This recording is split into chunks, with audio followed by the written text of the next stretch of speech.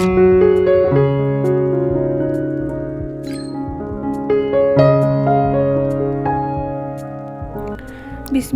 রহমানির রহিম।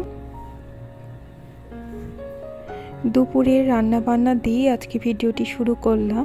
কোথায় থেকে শুরু করব আসলে মাঝে মধ্যে বুঝে উঠতে পারি না, তো ভাবলাম যে দুপুর থেকে আজকে ভিডিওটি স্টার্ট করি। আসসালামু আলাইকুম ভিউয়ার্স, কি অবস্থা, কেমন আছেন? আশা রাখি সকলেই ভালো আছেন নিজ নিজ অবস্থান থেকে, এবং আমিও আল্লাহ পাকের অশেষ রহমতে আমি আমার পরিবার নিয়ে বেশ ভালোই আছি। তাহমিদা স্টেডি ব্লগ থেকে নতুন আরও একটি ভিডিও নিয়ে চলে এলাম আপনাদের মাঝে।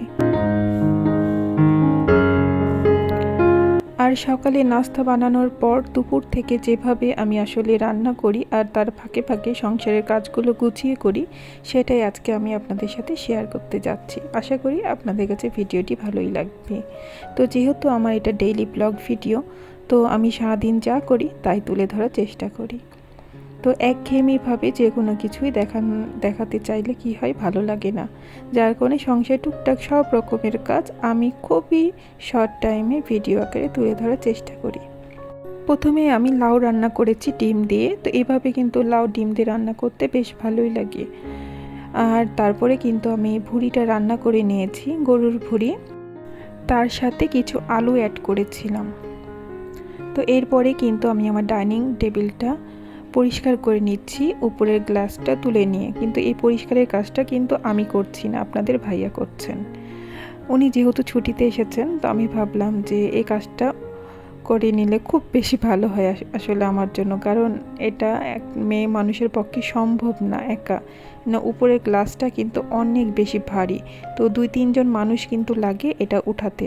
তো যাই হোক, কষ্ট মষ্ট করে কিন্তু আমরা দুজন মিলে এই গ্লাসটা তুলে নিয়ে এই তো গ্লাসের নিচে টেবিলটা পরিষ্কার করে নিয়েছে একদম সুন্দর করে।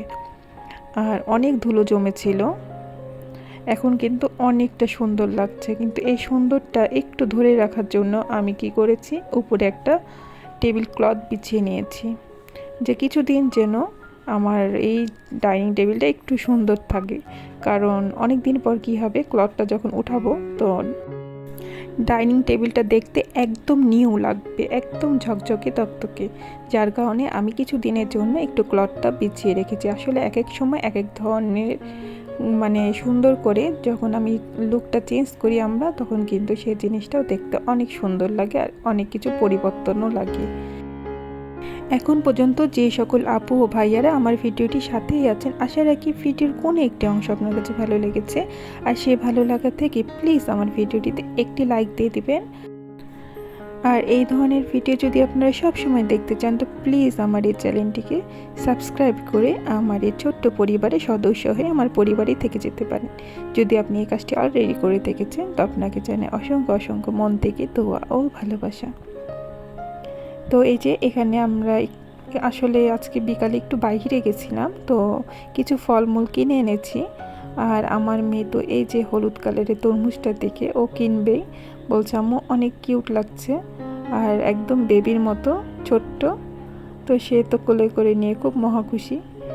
তো এই বছর প্রথম এই হলুদ কালারের তরমুজ আসলে খাওয়া হবে। তো এখানে আমি তরমুজও কেটে নিয়েছি আর অফ ক্যামেরায় মুড়িটাও মাখিয়ে নিয়েছি। তো আমরা খেতে খেতে এখন বিদায় নিয়ে নিব সকলের কাছ থেকে। তো সবাই ভালো থাকবেন, সুস্থ থাকবেন এবং আমাদের জন্য দোয়া রাখবেন। আসসালামু আলাইকুম, আল্লাহ হাফেজ।